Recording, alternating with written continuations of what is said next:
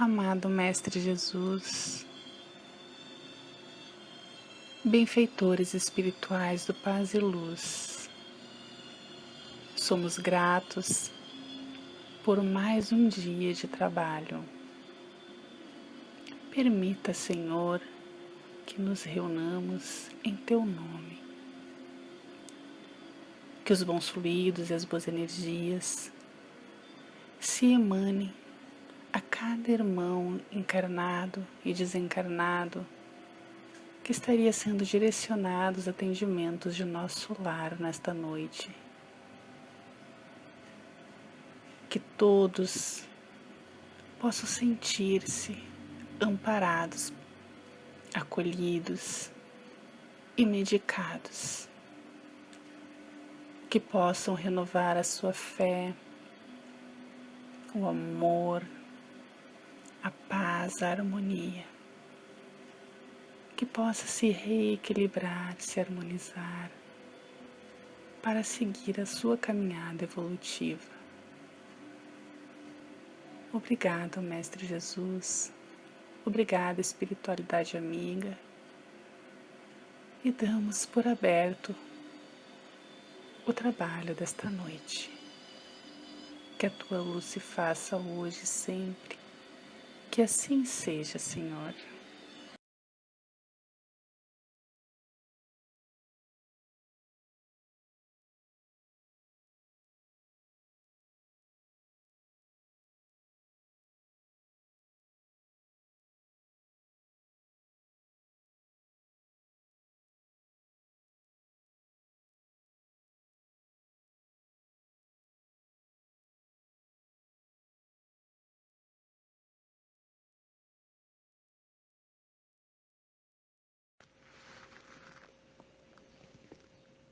Neste momento, iniciamos os nossos trabalhos de prece e radiação aos necessitados que chegam até nós, sejam encarnados ou desencarnados. Pedimos a assistência do alto, da nossa equipe espiritual, nosso diretor da casa, irmão Prado, que possam dar assistência neste trabalho que se inicia neste momento, através da equipe Paz e Luz. Bom Deus, pedimos a Tua misericórdia e a Tua assistência, Pai, para fortalecer os nossos ânimos e as energias curadoras, que chegam, Pai, a todos os necessitados neste momento, que estão assistindo este trabalho. Pedimos, Senhor Jesus Cristo, como necessitados que somos, da assistência do plano maior. Pedimos que chegue os medicamentos necessários, Pai,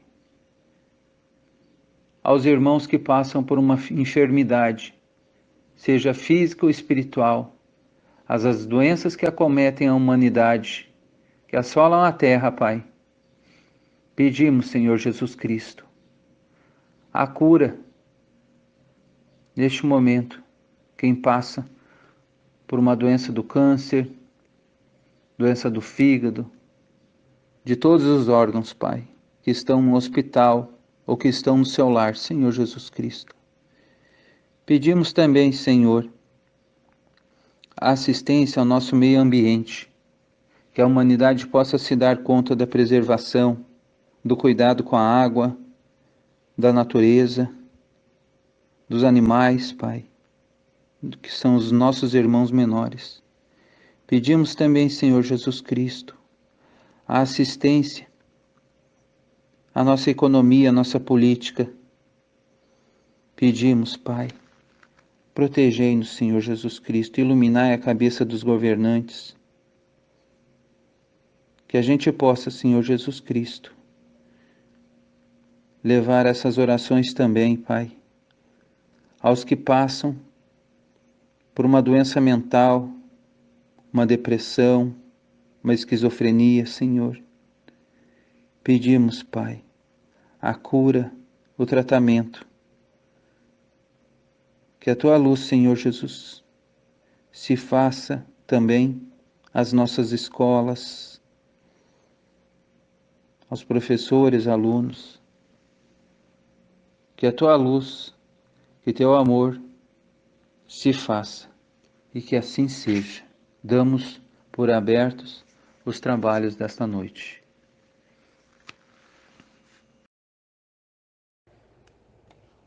Os tormentos voluntários.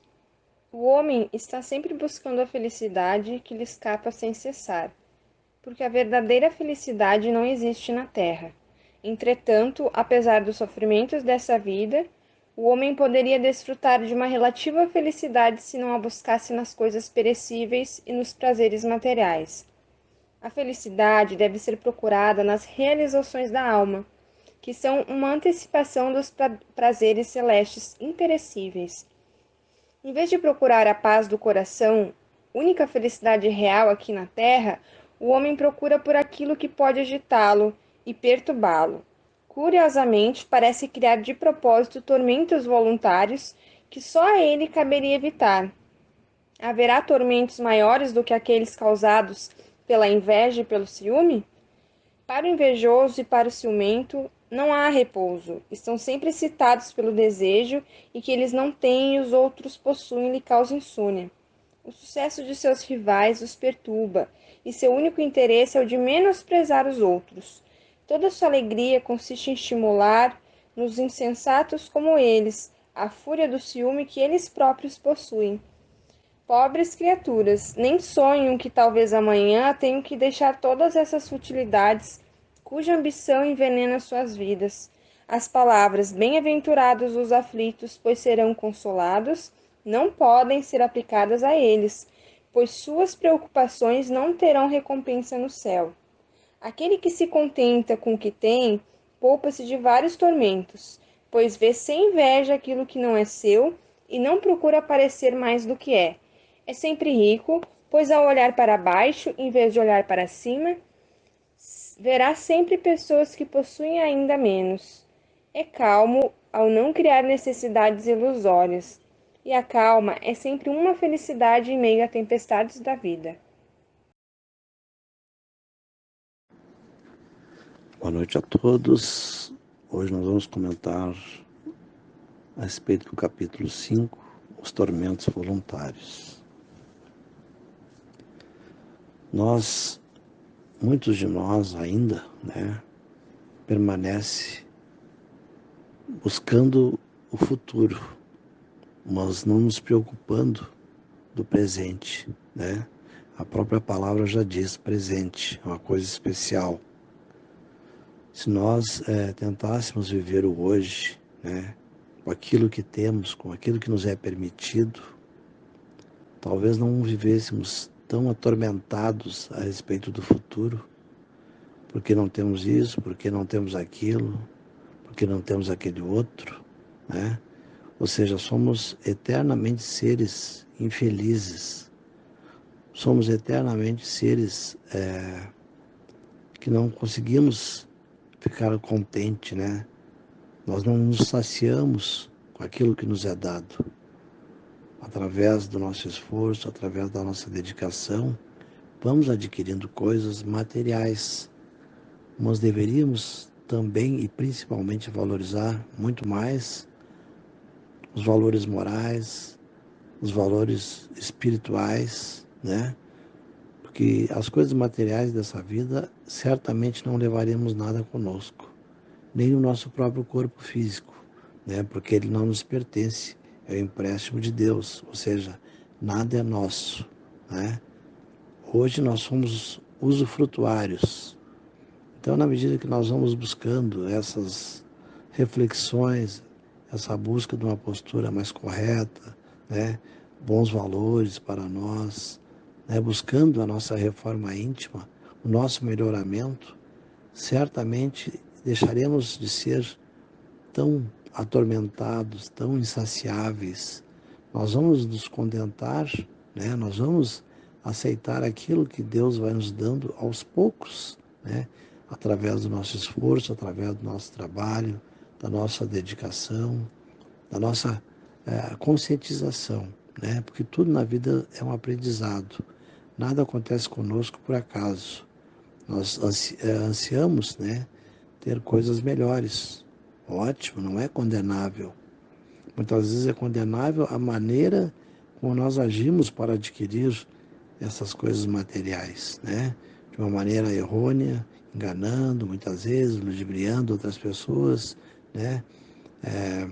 Prejudicando pessoas no nosso ambiente de trabalho para que a gente possa crescer e denegrindo os nossos colegas. Então, são várias maneiras, né, de nós termos uma vivência boa e uma vivência correta na medida que a gente buscar essa conscientização. Quais os valores que nos move, né? Aí vamos trabalhando hoje, no presente, para realmente termos um futuro melhor, né? Estarmos atentos às necessidades, né?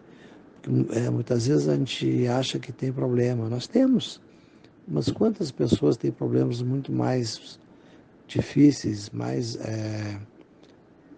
de uma maneira mais difícil de resolver e que muitas vezes a gente tem a possibilidade de auxiliar, né?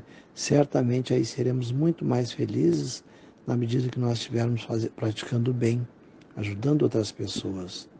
Chico Xavier já disse, né, uma vez, enquanto estivermos enxugando lágrimas, não teremos tempo para chorar. E é bem verdadeiro. Na medida que nós estivermos praticando o bem, praticando a caridade, teremos a certeza que Deus sempre nos dá o necessário. Exatamente aquilo que a gente necessita naquele momento. E se nós tivermos essa compreensão, certamente seremos mais felizes. Deixaremos de nos atormentarmos por aquilo que não temos, né? Nós estaremos felizes por aquilo que nos é dado, que nos é permitido no momento termos, que realmente é o suficiente. E vamos trabalhar para que dias melhores possam acontecer, né? Buscando cada vez mais o conhecimento, buscando cada vez mais praticar o bem, viver de uma maneira mais correta, né? E as coisas vão acontecendo de uma maneira bem natural, para que quando possamos sair dessa caminhada, possamos sair bem melhor do que quando aqui chegamos. Porque teremos outras oportunidades novamente, mas que não percamos tempo, né? Sendo infeliz hoje, se a felicidade está à nossa disposição. Depende exatamente de como nós vemos a vida. E a vida está aí para ser vivida. Valorizemos aquilo que temos, as amizades, a família, né? O que somos e o que podemos nos tornar seres melhores. Tá bom, meus irmãos? Paz e luz a todos e que assim seja. O ciúme, propriamente considerado nas suas expressões de escândalo e de violência, é um dos indícios de atraso moral ou de estacionamento no egoísmo. Dolorosa situação que o homem somente vencerá a golpes de muito esforço, na oração e na vigilância, de modo a enriquecer o seu íntimo com a luz do amor universal, começando pela piedade para com todos os que sofrem e erram, guardando também a disposição sadia para cooperar na elevação de cada um. Só a compreensão da vida, colocando-nos na situação de quem errou ou quem sofre, a fim de iluminarmos o raciocínio para a análise serena dos acontecimentos, poderá aniquilar o ciúme no coração, de modo a cerrar-se a porta ao perigo, pela qual toda alma pode atirar-se a terríveis tentações, com largos reflexos nos dias do futuro. Emmanuel. Ter ciúme é sofrer por perceber a felicidade do outro quando a gente não está perto.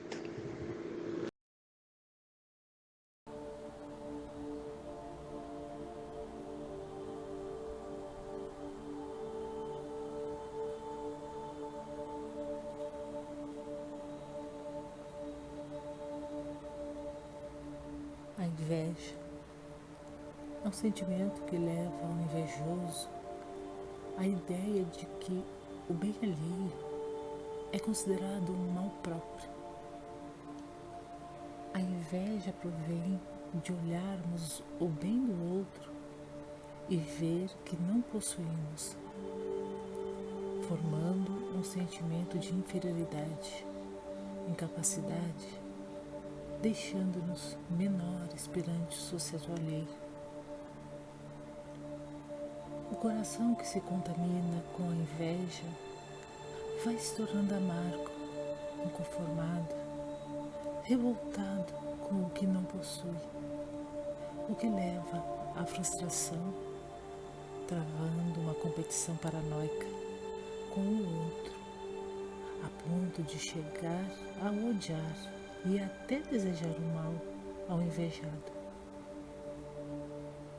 O ser invejoso não se convence da própria mazela. A satisfação dele é ver o outro triste, aniquilado, arrasado e amargurado com as derrotas. Infelizmente, esse estado de consciência leva o indivíduo à depressão, ao desânimo, a perder o sentido da vida, que passa a ser vista somente pelo ângulo daquilo que não se tem, de modo que o invejoso é um eterno descontente com tudo e com todos.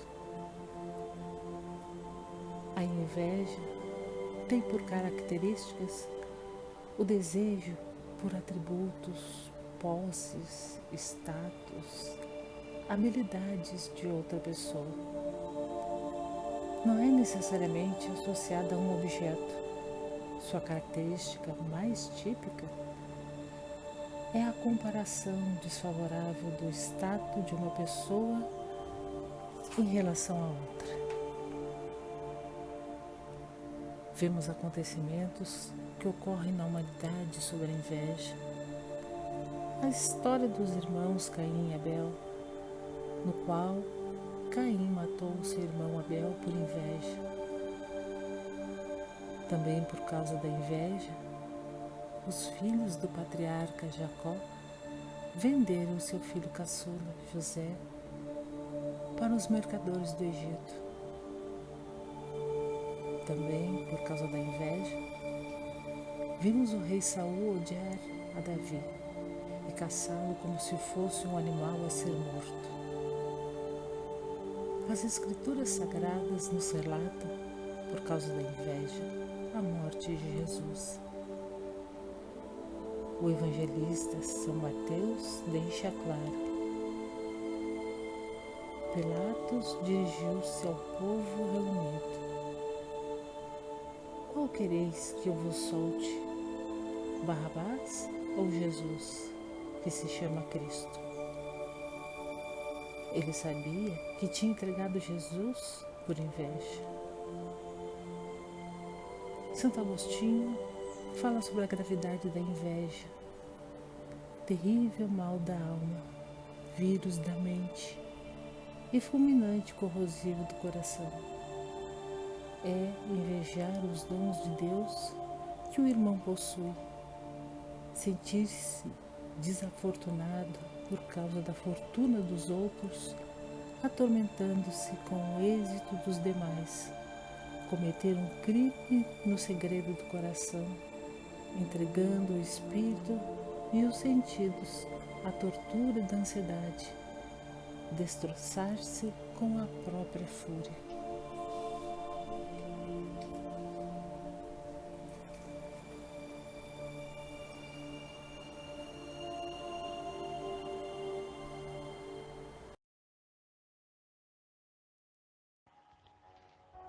Pergunta 933.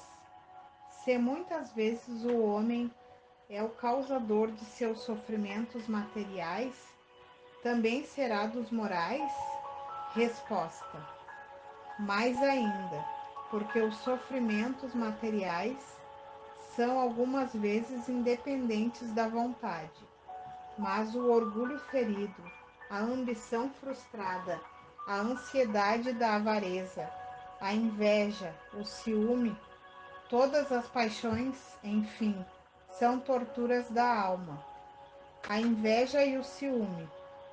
Felizes aqueles que não conhecem esses dois vermes roedores. Com a inveja e o ciúme, não há calma nem repouso possível para aquele que está atacado desses males.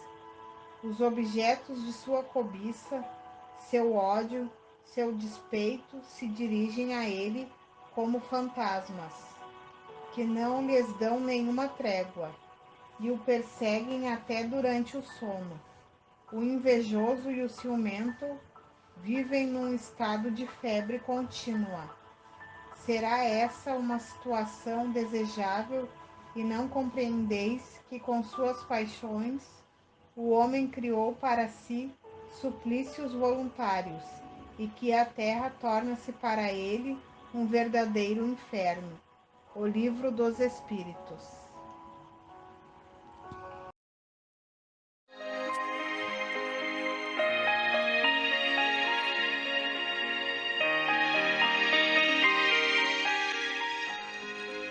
Das maiores dádivas do Criador à criatura, ao lado das encarnações sucessivas, que são a possibilidade infinita de refazer os desacertos e de construir a felicidade, está o livre-arbítrio. Nessa escalada evolutiva, a lei natural deu a todos nós, seres humanos, a possibilidade de decidirmos sozinhos o que queremos, como desejamos, para que desejamos e o que fazermos com aquilo que adquirimos. Só que muitas vezes transformamos essa dádiva do livre pensar e livre decidir em armas que nos trazem sofrimentos. Sabemos que é muito normal o ser humano pensar que pode decidir adquirir o que não está ao seu alcance e que pertence aos outros, desejando acumular mais bens do que necessita. E assim vai se submetendo a futilidades, desprezando valores morais, deturpando os melhores princípios sociais, avançando nos direitos alheios, querendo ganhar a qualquer custo, até mesmo o respeito. Enfim, decidindo fazer da sua vida um só objetivo: subir, ganhar, manter a imagem, seja a que preço for, aproveitando-se dessa liberdade de agir. E quando chegam as graves consequências, coloca a culpa em Deus, no próximo, na incompreensão do mundo, e se porventura acredita na reencarnação, costuma falar que são débitos de encarnações anteriores.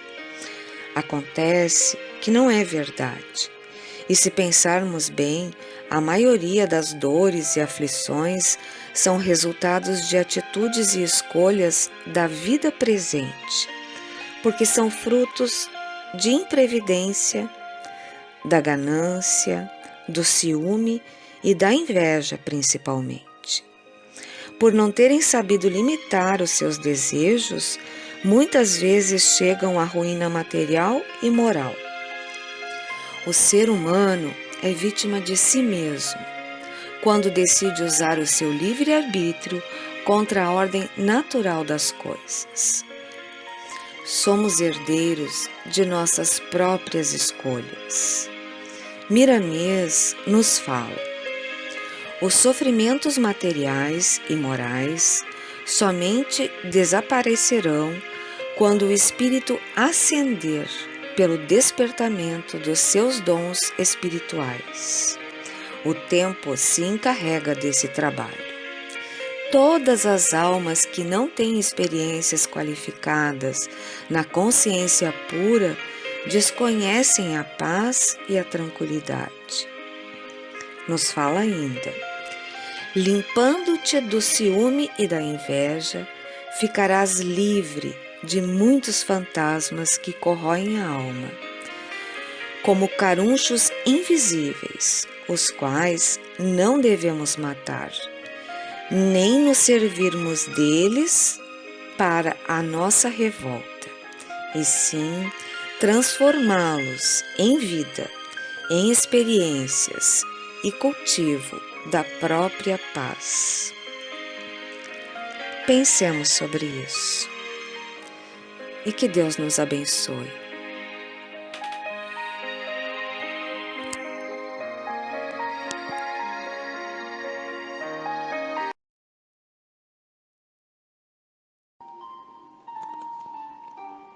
Mestre e Senhor, protege os desgraçados que se vão sem conforto e sem guarida nas grandes tempestades desta vida, no turbilhão da dor e dos pecados. Ascendem para os céus todos os brados da alma humana, cansada e dolorida.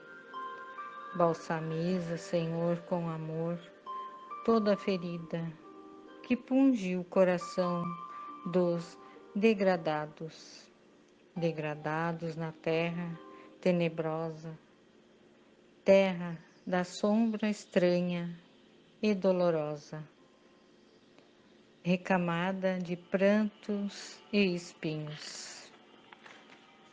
Ampara, meu Jesus, quem vai chorando, entre dores e soluçando, na miséria de todos os caminhos. Ampara, Senhor, nossos irmãos em caminhada.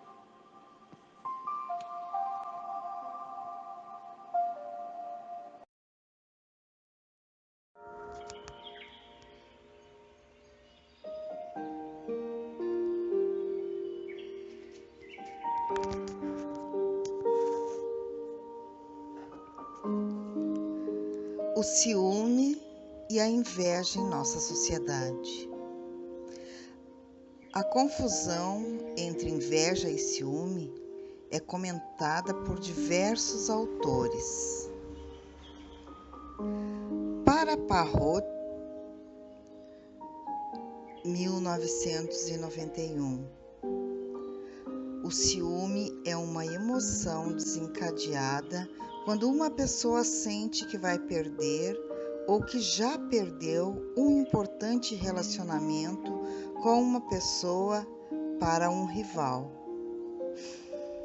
Para esse mesmo autor, a inveja é uma emoção que ocorre quando uma pessoa carece o que outra pessoa tem ou deseja isso, ou deseja que a outra pessoa não tenha. Epstein, 2004, dirá que a diferença substancial para discriminar o ciúme da inveja é que sente-se ciúme do que se tem e inveja do que os outros possam ter. Nós só somos capazes de perceber com clareza aquilo que conhecemos. Será que não é a própria pessoa que teme a inveja alheia a que mais sente inveja? Eu apostaria que sim. De qualquer modo, a inveja existe. O pensamento de inveja é dos mais fortes, graças ao seu continuismo. Diferente de outros pensamentos que precisam ser constantemente alimentados, como a raiva ou a cobiça sexual, a inveja, por nascer do mais íntimo do ser, forma pensamentos contínuos e lineares. Você já ouviu falar do olhar de Seca Pimenteira? Pois é. Mas devemos lembrar que bons pensamentos e boa conduta nos tornam praticamente imunes a qualquer má intenção direcionada a nós. É o mesmo caso da obsessão.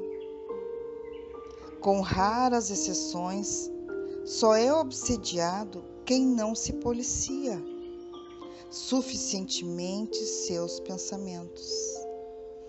quem não dirige adequadamente sua conduta, quem não controla eficientemente seu comportamento. O outro lado da inveja.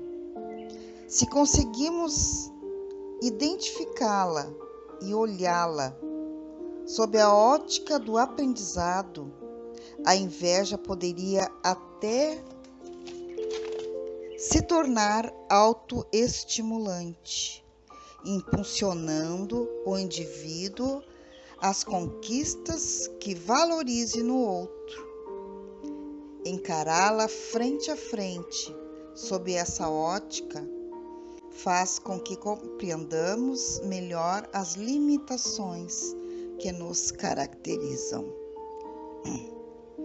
Fingir que não a possui é permanecer na ignorância de si mesmo.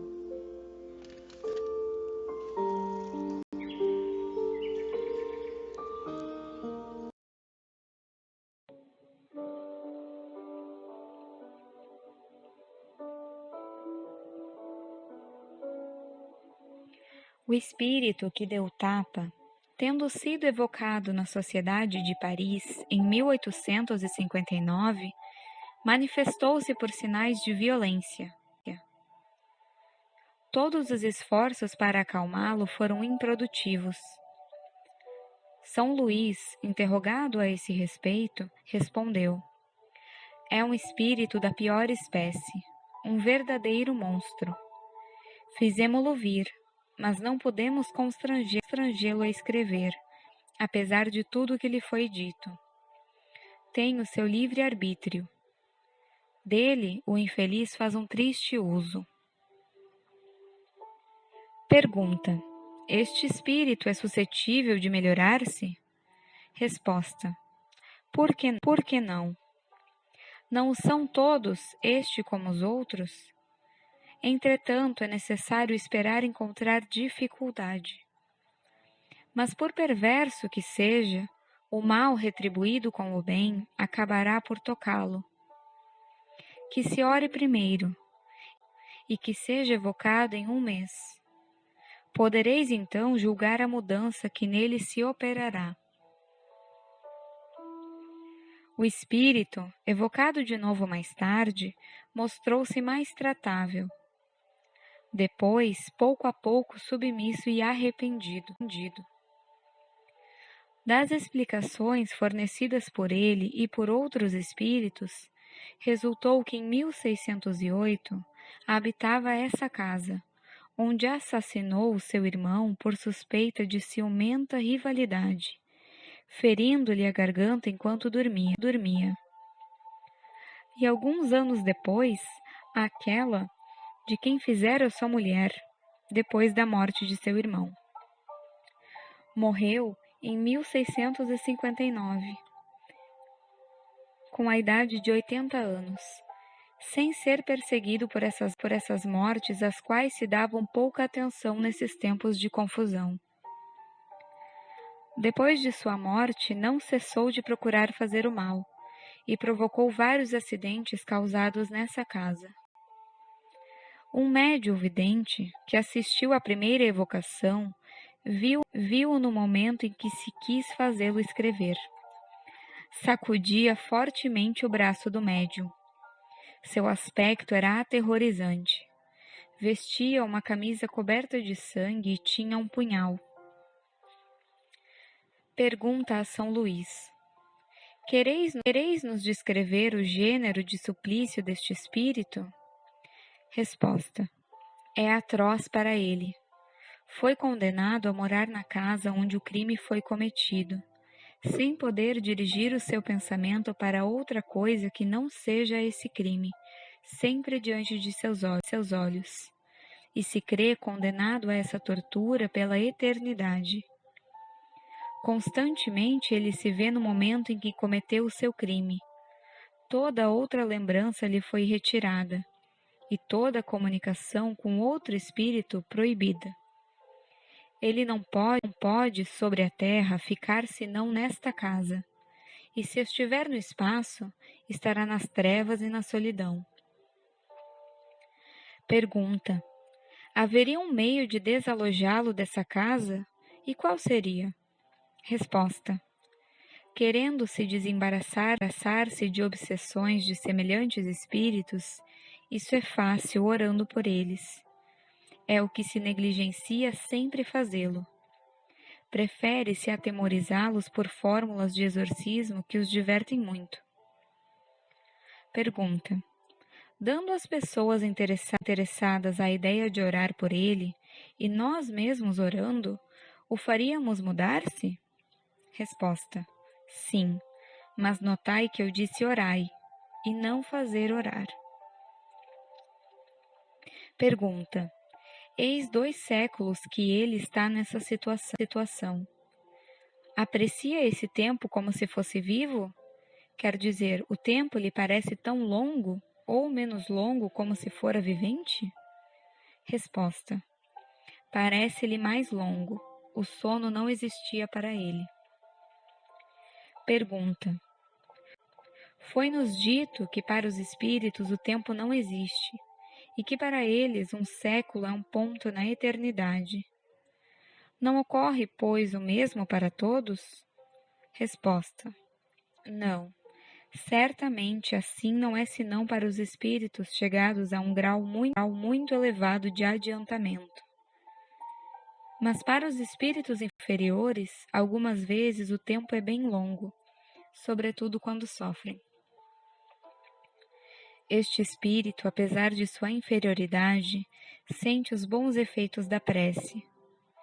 Vimos a mesma coisa para outros espíritos, igualmente perversos e da mais bruta natureza.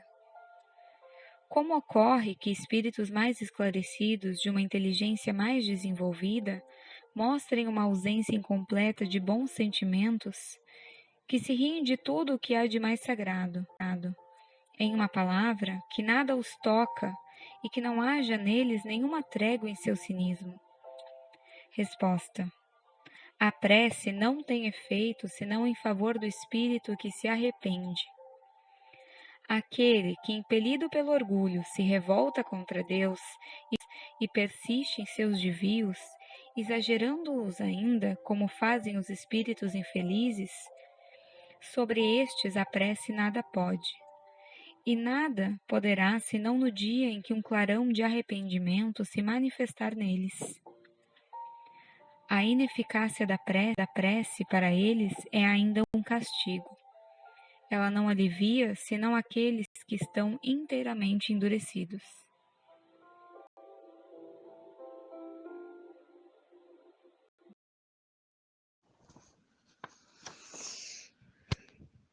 Alta de Souza, poetisa brasileira, do Rio Grande do Norte, 1876 a 1901.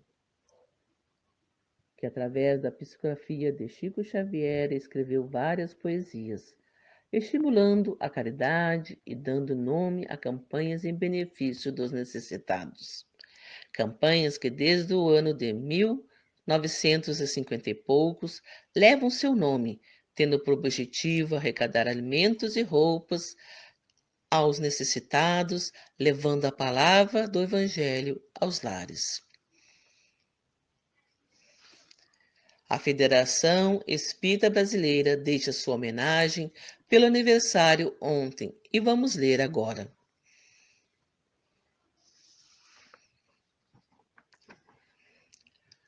A poetisa brasileira Alta de Souza nasceu na cidade de Macaíba, no Rio Grande do Norte, no dia 12 de setembro de 1876. É a maior poetisa mística do Brasil, de acordo com Luiz da Câmara Cascudo.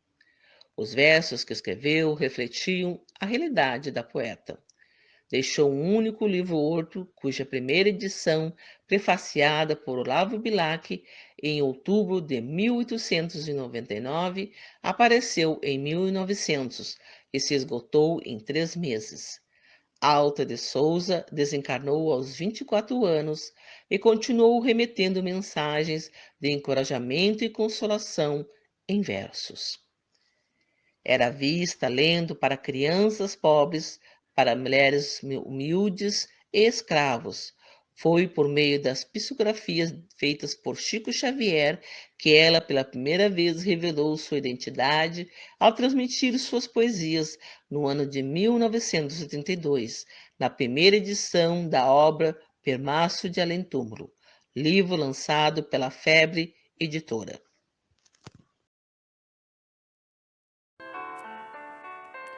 Alguém espera. Ouve, reinam lá fora o gelo e a ventania, por linguagem da noite ao coração inquieto, dos romeiros da dor, suportando sem teto, penúria e solidão na jornada sombria. Ouve mais, rente ao lar, alguém se te anuncia, acena com brandura e fala em tom discreto, solicita em favor dos famintos de afeto, uma réstia de luz, um raio de alegria. Ouve, ergue-te e sai, na estrada ao desabrigo. Doce mão se estende e anseia estar contigo, para mostrar-te a vida em sentido profundo. Esse alguém é Jesus, cuja fé não descansa, pedindo-te consolo, assistência e esperança, a serviço do amor na redenção do mundo.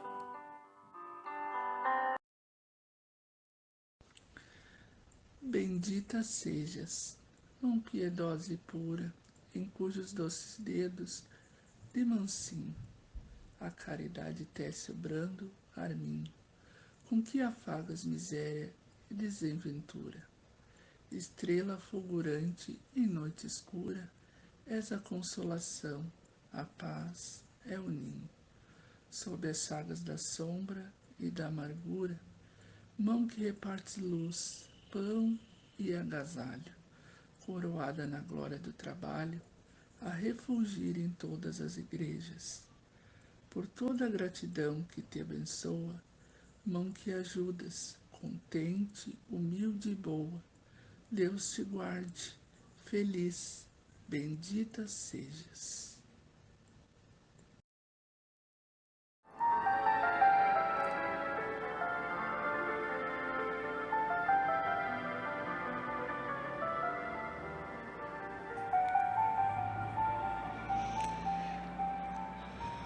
Amigos, chegada a hora da fluidificação das nossas águas, elevando os nossos pensamentos ao alto. Onde estiver Jesus, alma querida e boa, ilusão, erros, falhas apareçam, embora ainda mesmo que o mal em torno desarvora.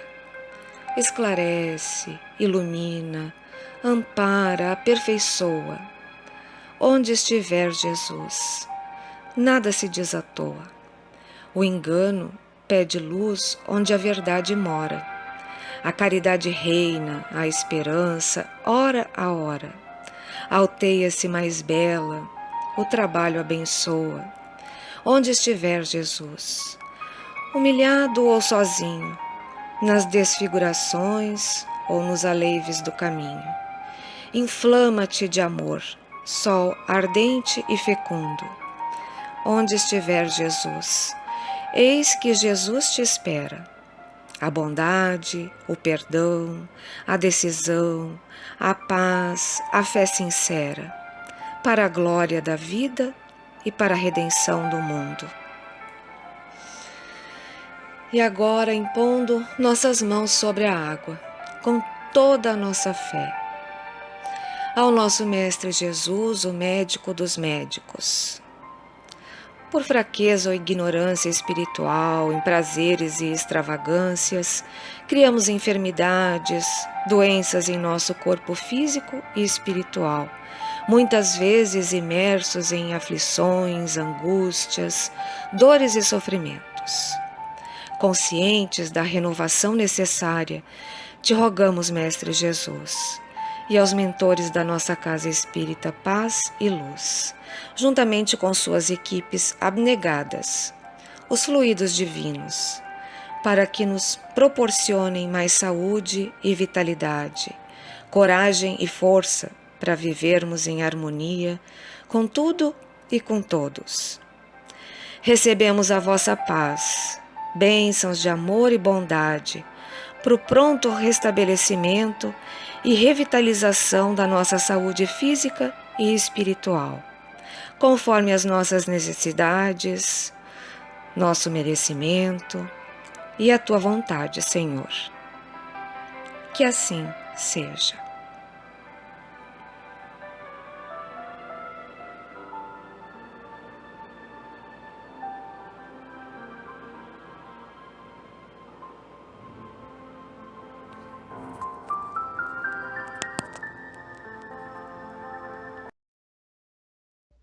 Chico era admirador de músicas não somente clássicas como Chopin e Beethoven e outros, mas também das populares como do poeta da Vila Noel Rosa. Sempre teve grande vontade de aprender a tocar algum instrumento, dando preferência ao piano, como o qual se afinava mais. Não se sabe de onde partiu o boato que ele terminaria seus dias cego, recebendo então mediunicamente músicas de famosos compositores. Ao saberem disto, 2 jovens dirigentes de uma firma do Paraná, entusiasmados e quem sabe já pensando que ele estava no fim da vida, enviaram-lhe de presente um bonito piano. Ao recebê-lo, Chico transbordava de alegria, mas parecia uma criança recebendo presente de Papai Noel.